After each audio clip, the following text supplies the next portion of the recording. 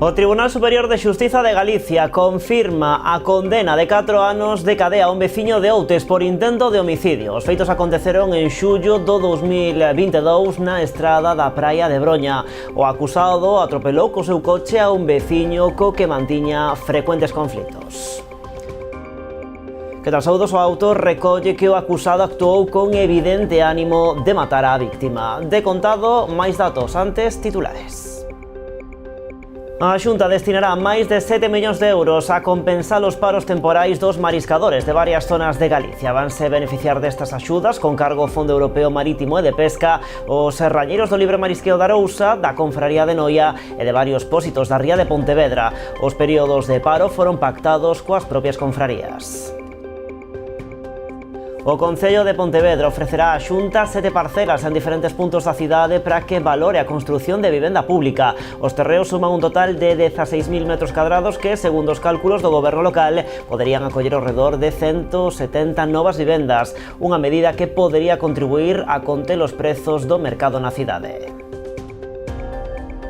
O 2024 non está a ser un bo ano nas estradas da provincia de Pontevedra. Dende a subdelegación sinalan que se está a rexistrar un repunte da mortaldade. 12 persoas perderon a vida nestes primeiros 5 meses. Deles 8, un 66%, eran usuarios vulnerables. Precisamente a eles vai dirixida a nova campaña posta en marcha pola DXT nas estradas de Galicia, da que falaremos dentro duns minutos.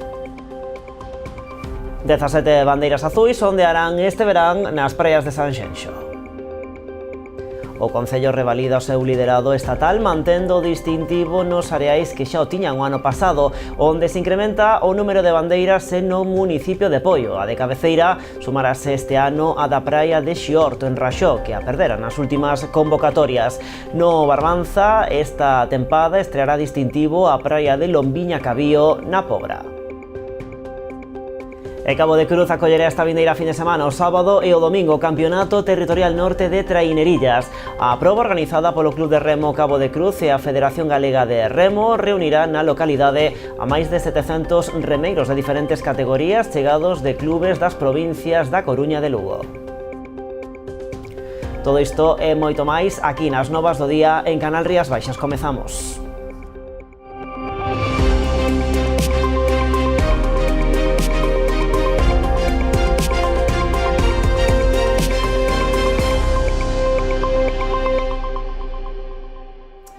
O Tribunal Superior de Xustiza de Galicia ratifica a condena de 4 anos de cadea a un veciño de Outes por intento de homicidio. Confirma así a sentenza emitida pola Audiencia Provincial en xaneiro, que rebaixaba a pena a 4 anos ao aplicarlle unha eximente incompleta, posto que o acusado presentaba un elevado grau de discapacidade intelectual. Os feitos aconteceron en xullo de 2022 na estrada da praia de Broña. O acusado atropelou co seu coche a un veciño co que mantiña frecuentes conflictos. Aínda que nun primeiro momento deuse a fuga, acabou por volver ao lugar onde foi detido. Dende entón, permanecía en prisión provisional. O tribunal rexeita con esta sentenza o recurso da defensa que solicitaba o ingreso nun psiquiátrico. O autor recolle que o acusado actuou con evidente ánimo de matar á vítima. Veámoslo tamén na nosa portada. A Xunta vai destinar máis de 7 millóns de euros a compensar os paros temporais dos mariscadores de varias zonas de Galicia. Vanse beneficiar destas axudas con cargo ao Fondo Europeo Marítimo e de Pesca os serrañeiros do Libre Marisqueo de Arousa, da Confraría de Noia e de varios pósitos da ría de Pontevedra. O Diario Oficial de Galicia publicará nos próximos días a orde de subvencións aprobada polo Consello da Xunta para compensar os profesionais afectados polo paro temporal do marisqueo. Destinaránse en total 7,3 millóns de euros, dos que poderán beneficiarse 1.300 mariscadores, entre eles os do Libre Marisqueo de Arousa, os mariscadores de Noia, varias confrarías da ría de Pontevedra e os percebeiros de Bueu. A liña de axudas que foi aprobada en Consello da Xunta, unha liña de axudas donde xa foi traballada, esgrimida, máis de 7 millóns de euros, en donde, bueno, o que pretendemos é, como xa dixemos fai en distintas reunións, unha liña de axudas en donde tamén foi diseñada coas propias federacións galegas xa no mes de decembro cando empezaron pois unha serie de cambios, problemas climatolóxicos que foron, sin dúda ninguna, a causa de que houvese en distintas zonas das nosas rías problemas co marisqueo, e estamos a traballar en este caso coas distintas federacións para poñer en funcionamento as distintas accións. Unhas accións, xa se tuveron lugar, ese pago aos distintos mariscadores, unha línea onde tamén se vai axudar a todas as cofradías, e en este caso pois tamén esa línea que foi aprobada no Consello da Xunta para esas paradas que houbo en distintas zonas das nosas rías para tamén axudarlle a estas persoas que realmente pois tuveron dificultades. Os períodos de paro, considerados pola Administración como unha medida técnica de conservación, foron pactados coas propias confrarías. Os armadores e tripulantes que conten con marisqueo no seu permiso de explotación disporán dun mes dende a publicación da convocatoria para solicitar as axudas.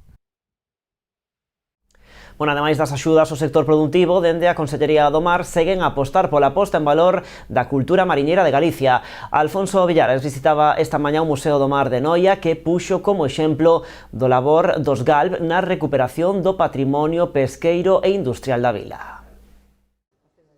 O Museo do Mar de Noia recolle a historia do pasado marítimo da vila nun inmoble recentemente rehabilitado grazas ás liñas de axuda da Consellería do Mar a través dos GALP. Ademais de albergar os vestixios de parte da antiga muralla medieval, ofrece aos visitantes unha experiencia inmersiva con contidos audiovisuais que repasan a ampla tradición desta vila estreitamente vinculada ao mar. Nos atopamos os vestixios da antigua muralla de Noia. No momento da súa construción, eso supuxo pois alterar ese programa tanto na distribución en planta do edificio como na execución do mesmo, pero finalmente entendíamos que era importante recuperala, poñela en valor e posibilitar a súa visualización por parte de todos aqueles que veñan a visitar este edificio adicado ao Museo do Mar.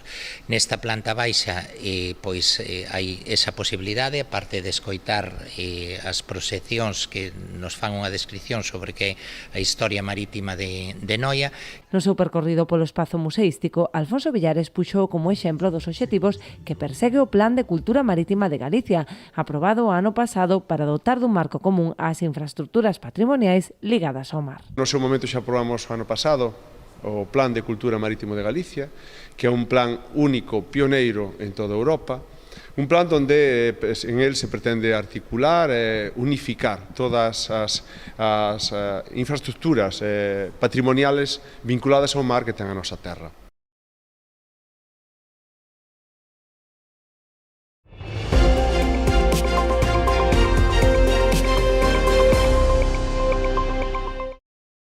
O Concello de Pontevedra ofrecerá á Xunta 7 parcelas en diferentes puntos da cidade para que valore a construción de vivenda pública. Os terreos suman un total de 16.000 metros cadrados que, segundo os cálculos do goberno local, poderían acoller ao redor de 170 novas vivendas, unha medida que podería contribuir a conter os prezos do mercado na cidade. O Concello de Pontevedra aposta por abrir un novo capítulo de colaboración coa Xunta de Galicia e o Instituto Galego de Vivenda e Solo para a construción de nova vivenda pública na cidade. Semella que agora con este novo cambio de goberno, o cambio na Consellería, pois que están abertos a unha construción de maior vivenda pública protexida, e desde o Concello de Pontevedra pois queremos sumarnos e ofrecer sempre a maior vía de colaboración posible, todas as facilidades. Neste escenario, o goberno local ofrece o autonómico ata 7 parcelas para a construción de nova vivenda pública. A de maior tamaño, 7.500 metros cadrados, localizase en Valdecorvos. En a actualidade acolle un aparcadoiro de bordo. Na zona da antiga Tafisa sitúase outro terreo con 5.800 metros cadrados de edificabilidade. Entre os 1.000 e os 2.000 metros cadrados de superficie están as parcelas das rúas Amado Carballo, das Devesas e Poza dos Canos, e outra na finca do Teucro. A máis pequena, de 735 metros cadrados, localízase na Rúa da Barca. Si como semella temos un incremento dos prezos, temos unha dificultade pois de algunhas persoas para atopar vivenda, que mellor que poñer encima da mesa, poñer no mercado ao redor de 160, 170 vivendas novas, porque estamos a falar que non vos lo dixen, de 17.000 metros cadrados de edificabilidade 16.000 metros cadrados de edificabilidade. Ademais, dende o Concello tenden a man a Xunta para pechar a recepción de varias parcelas do barrio de Monteporreiro que inicialmente se ian destinar á construción de vivenda, un uso que xa foi desbotado. Toda a disponibilidade para recibir unha serie de parcelas que estaban pendentes xa de recepción por parte deste convenio malogrado do ano 2008, son 7 parcelas en Monteporreiro que inicialmente ian ser adicadas á construción de vivenda, máis que xa se rexeitou por parte da Xunta a construción de vivenda por declarar a zona de Monteporreiro, a zona do Mirador, como zona con xa moita vivenda, pois sería transferida ao Concello pois para adicalo a zonas verdes. A intención do Concelleiro de Urbanismo era remitir hoxe este informe á Xunta de Galicia coas 7 parcelas ofrecidas para que se estude a viabilidade dos proxectos. A Deputación de Pontevedra farase cargo da mellora da mobilidade peonil na travesa de Dona Urraca, no Concello de Caldas. Así o acordaron o presidente provincial e o alcalde caldense nunha reunión celebrada esta mañá. Iso sí, Luis López puxo un condicionante. Será o goberno local quen teña que conseguir os terreos necesarios para esta intervención. Recordemos que nesta zona é onde se vai situar o novo Centro de Saúde de Caldas. Primeiro encontro institucional entre o presidente da Deputación de Pontevedra e o alcalde de Caldas. Unha reunión celebrada no Pazo Provincial que Juan Manuel Rei aproveitou para demandar a colaboración da Administración Provincial na mellora da mobilidade peonil na travesía Dona Urraca, onde se vai localizar o novo Centro de Saúde. Vense de realizar unha mellora no firme da avenida Doña Urraca e queremos tamén por seguridade vial e por esta conexión co novo centro médico unha mellora nas aceras e a firma dun convenio ou de algún outro formato de colaboración que sea posible para nós en ese tempo tamén mellorar os servicios vinculados a todo ese barrio. López trasladou a vontade da Deputación de atender esta demanda. Iso si, o Concello terá que achegar os terreos necesarios para a intervención. Un lugar onde vai haber un equipamento dun centro de saúde e é clave pois dotar dun vial acorde ás necesidades de tráfico e fluxos de tráfico que vai haber ali. Iso pasa por unha actuación da Deputación que estamos dispostos a realizar, pero sempre con condicionante da disponibilidade nos terreos, que no que estivemos agora a falar, na parte que corresponde a cada administración, desbloquear iso para executalo o máis pronto posible. Noutra liña de actuacións, o presidente provincial adiantou a Rei que a Xunta de Goberno aprobará esta semana unha subvención no marco do programa Mais Provincia de máis de 400.000 euros para executar a primeira fase do saneamento en Soutelo de Abaixo. Non deixa ser outra mostra máis deste espírito municipalista da Diputación, onde o protagonismo pois está da man dos alcaldes e alcaldesas que, en base a todo este proceso de escoita que vimos a realizar, pois tratamos de adaptarnos ás necesidades porque son os alcaldes os que mellor conocen as necesidades dos seus concellos. O saneamento na igrexa por valor de 200.000 euros e a subministración dunha furgoneta e un furgón para o Servizo Municipal de Obras valorada en 40.000 euros son outras das achegas que a Deputación fará en Caldas. Estes e outros investimentos suman un total de 1 millón de euros.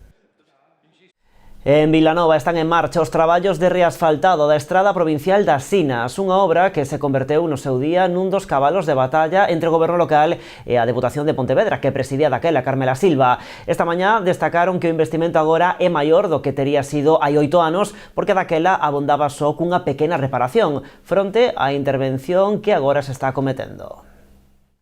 A actuación afecta un treito de pouco máis dun kilómetro desta estrada EP 9702 que une as Sinas con Vilanova.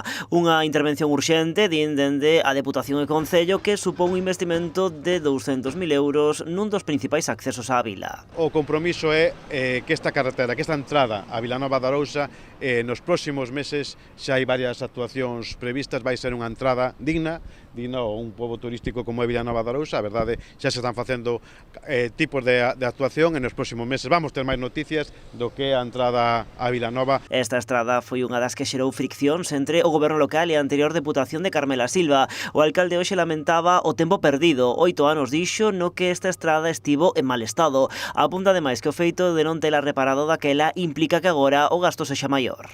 En unha zona de playas durante 8 años estuvo lleno de agujeros y desechos, no tengo que decirlo porque todos los vecinos y todo el mundo que la conoce sabe cómo estuvo, pues porque era mejor gastar el dinero en luces en Vigo que tapar los agujeros de los viales de Diputación. No, bueno, gracias a Dios, los malos tiempos y el viento se llevó a toda esa mala gente que estaba en Diputación. Na visita a estas obras estivo tamén a deputada de Infraestructuras, salienta que a posta a punto da rede viaria provincial será un dos obxectivos do mandato. Desde Diputación, por suposto, creemos firmemente de que o mantemento e a conservación é fundamental para garantir, sobre todo, a seguridade viaria, a seguridade tanto do tráfico rodado como, sobre todo, en primeiro lugar, as persoas. En eso estamos a traballar e seguiremos traballando.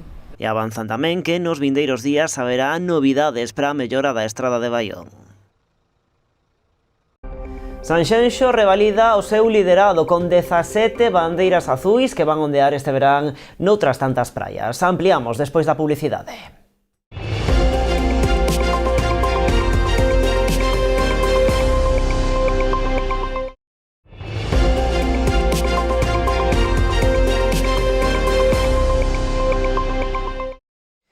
Aquí continuamos nas novas en Canal Rías Baixas. O 2024 non está a ser un bo ano nas estradas da provincia de Pontevedra. Dende a subdelegación sinalan que se está a rexistrar un repunte da mortaldade. 12 persoas perderon a vida nestes primeiros 5 meses. Deles, 8 eran usuarios vulnerables. Precisamente, a eles vai dirixida a nova campaña posta en marcha pola DXT nas estradas convencionais de Galicia.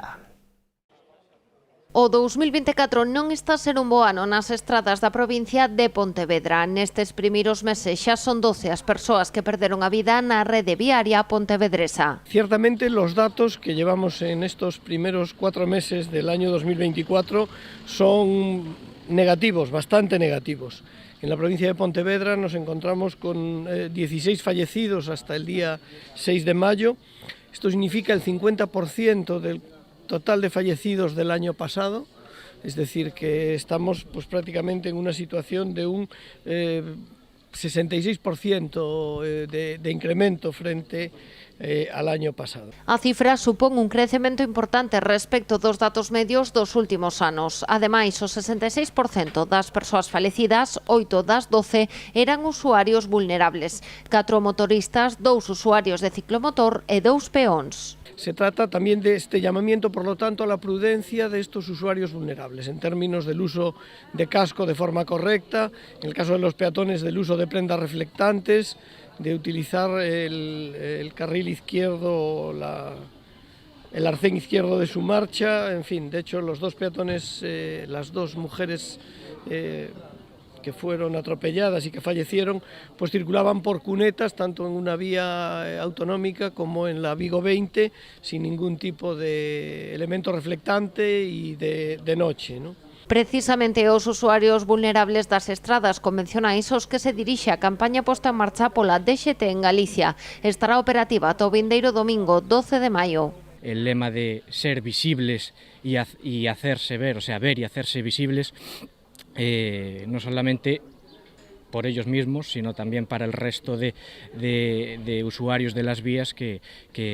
puedan percatarse de su presencia. Asimismo, también esta campaña está enfocada a sensibilizar al resto de usuarios conductores que sean conscientes de esta elevada exposición al riesgo de este tipo de colectivos vulnerables. Dende a subdelegación sinalan tamén que 2 de cada 3 falecementos se produciron en estradas autonómicas. Máis cousas, Cambados traballa para chegar a un acordo coa Garda Civil para que reforce a policía local de forma puntual. Trátase dunha solución para cubrir a falta de persoal deste corpo. Nestes momentos, 4 dos seus axentes están na Academia Galega de Seguridade, o que hai que engadir reducións de xornada e baixas. O acordo contempla unha colaboración mutua prestando apoio á policía local á benemérita se fose necesario.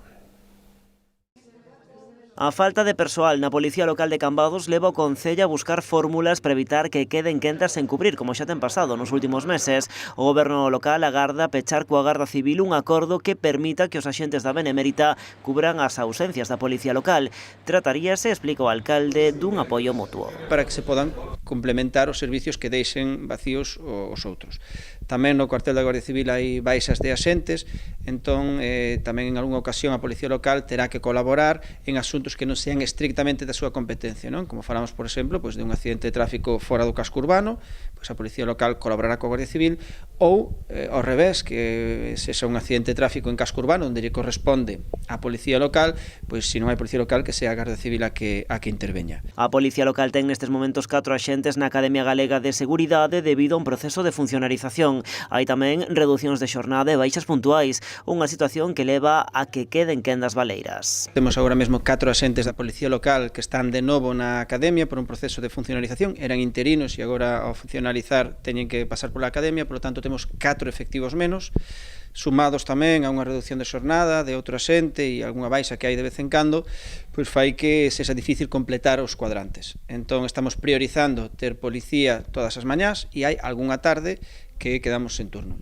Na práctica, esta colaboración entre a Policía Local e a Garda Civil xa está funcionando, que se busca agora plasmalo nun documento que recolle ese acordo que se podería prolongar ata outubro. Polo tanto, tamén afectará o dispositivo da Festa do Albariño, un evento que, por certo, verá reforzado varios aspectos, como, por exemplo, máis cámaras de vixilancia. Este aumento da videovigilancia, que onde sí que hai un reforzo importante, pois principalmente o que ten é efectos disuasorios, e se realmente fora necesario ter que recurrir ás cámaras para esclarecer algún feito, pois tamén sería necesario, pero o principal efecto é disuasorio, non? Saber que tanto as persoas que veñen a disfrutar que se sentan seguras, como aquel que ven con ánimo de facer dano, que sepa que está vixiado. Tamén se contempla a creación dun punto morado de prevención de agresións machistas e o incremento dos controis de alcohol e drogas durante o Albariño. Por certo, en Cambados estánse a rexistrar queixas por parte dos veciños polas molestias que volve ocasionar o ocio nocturno. Sei que a vila está recuperándose como punto de festa na comarca, o que xera ruído e outras molestias. O Concello, co apoio da Garda Civil, vai poñer o foco en que se respecten os horarios das terrazas e que non se consuma alcohol na vía pública. O primeiro que vamos a tratar de facer é de regular e controlar as terrazas, especialmente de noite, porque normalmente os locais de ocio nocturno están insonorizados. Cando o ocio se leva a cabo dentro do local non suele causar problemas, o problema é cando se traslada ás portas, non? Vamos a facer unha campaña de control de horarios, de control de terrazas e de consumo de alcohol por parte de menores. E o alcalde de Ribeira e a concelleira de Educación mantiveron unha xuntanza coas AMPAs deste concello para abordar temas que preocupan a comunidade educativa. Entre eles, a necesidade de reforzar a seguridade viaria na contorna dos colexios ou a mellora do transporte escolar. Neste punto, o alcalde Luís Pérez Barral trasladou que os 4 concellos de Barbanza xa teñen solicitado unha xuntanza con Monbús para tratar as deficiencias nas liñas que trasladan os estudantes. Outro dos asuntos abordados na xuntanza foi a falta de espazo no colexio Grupo, que o Concello ten intención de solucionar poñendo a disposición da Consellería de Educación a antiga comisaría para a súa incorporación ás instalacións do colexio.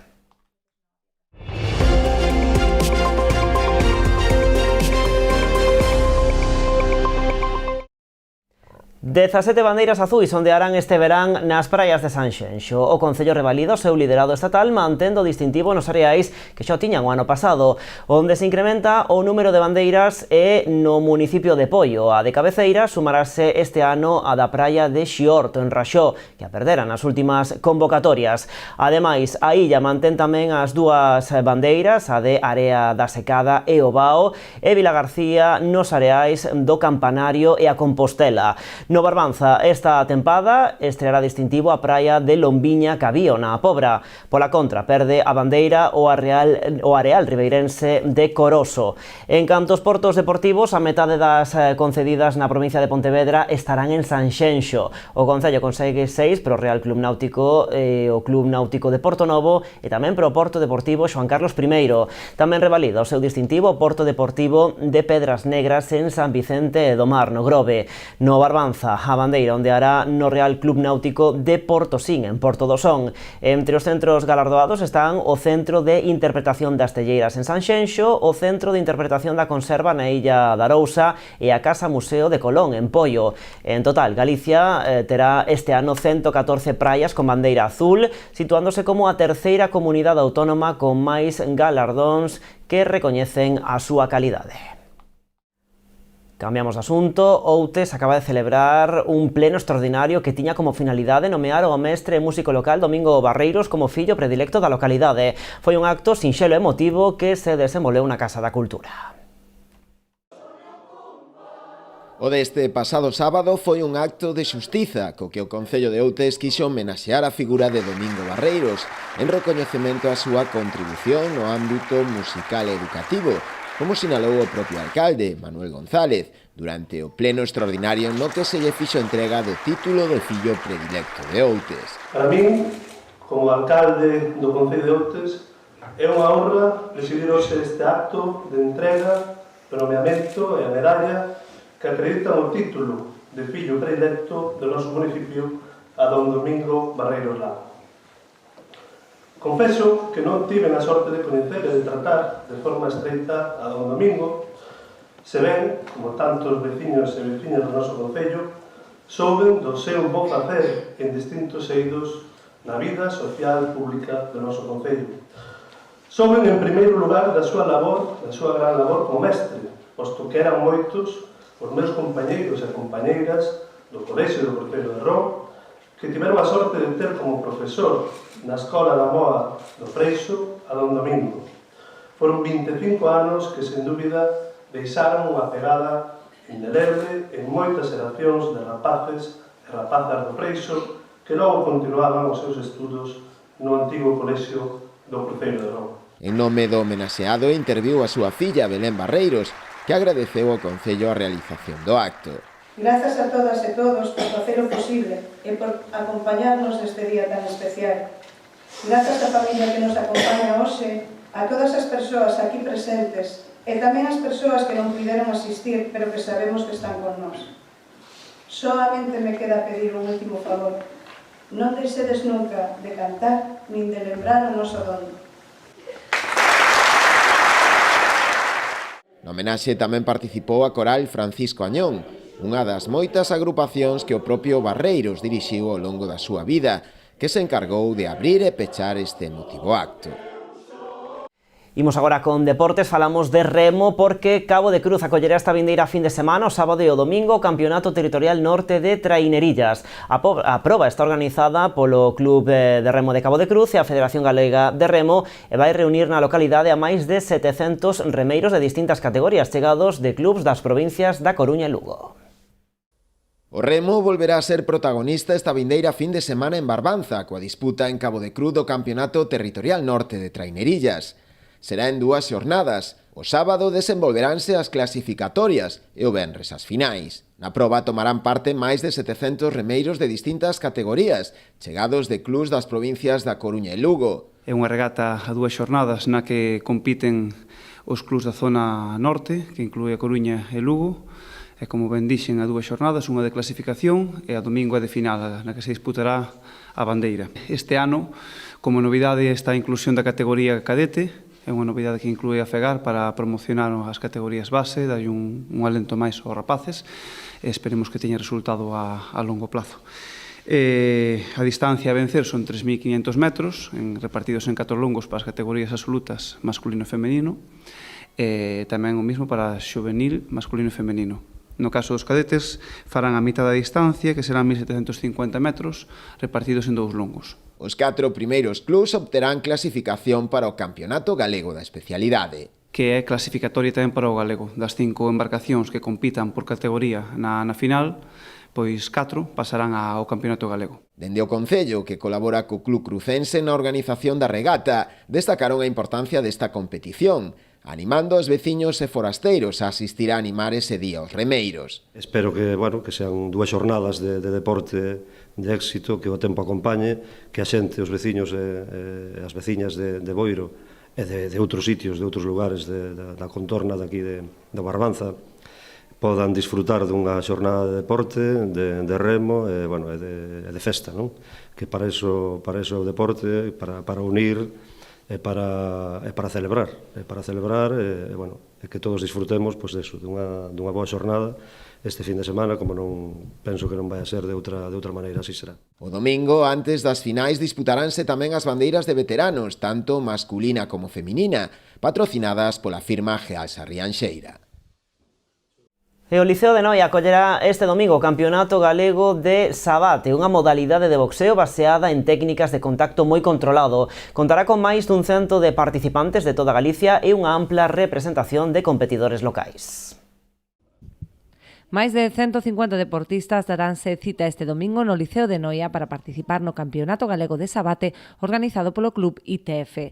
A xornada comezará ás 10 da mañá coas pesaxes para dar paso á competición. Pola mañá disputarase a Copa Federación Galega de Sabate con competidores de 7 a 17 anos e gran presencia de deportistas locais. Pois sobre as 10:30 empezarán as competicións. Este tipo de competición de Sabate tipo liguilla non é eliminación directa como na maior parte dos deportes de combate, sino que todos os participantes da categoría se enfrentarán entre eles, teñense que enfrentar entre eles, os que máis puntos sumen serán os que ganen a categoría. A Copa Federación acabará ás 4 da tarde aproximadamente, ca entrega de premios na que temos previsto que se fagan cargo dela as autoridades municipales e máis os directivos do Liceo. Xa pola tarde comezarán as probas do Campeonato Galego no que os competidores Martín Iglesias e Jacobo Vilas parten como favoritos.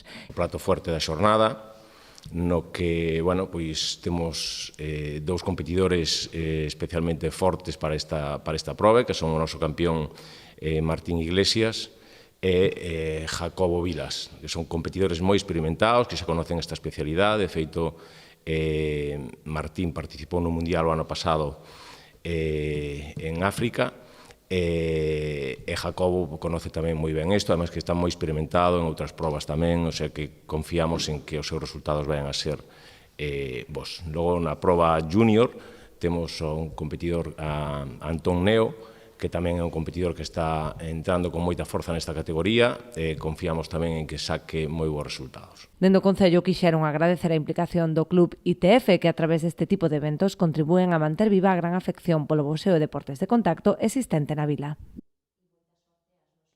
Esta fin de semana volve a Pontevedra unha das probas referentes da BTT. O sábado, 1.200 ciclistas participarán da Pontevedra 4 Picos, un percorrido de 130 km que leva os deportistas a ascender os 4 picos pontevedreses, Lago Castiñeiras, A Fracha, Monte Castrobe e Monte Acibal. Éxito de participación, 1.200 participantes que hoxe en día, coa dificultade que hai en inscritos en todas as probas, superar o milleiro de participantes, chegar a 1.200 participantes, eu creo que é un éxito de todos os que estamos non só da organización, sino de todos os implicados. Isto non é unha proba que solamente se ciña a Pontevedra, nin a provincia de Pontevedra, nin a toda Galicia, sino que temos España, Portugal e tamén un participante suizo. Pois nada, así poñemos o punto e final por hoxe ás novas, de contado aquí en Canal Rías Baixas, nova edición do programa Falemos. Máis actualidade en canalriasbaixas.com e tamén nas nosas redes sociais. Como sempre, graciñas por estaren aí.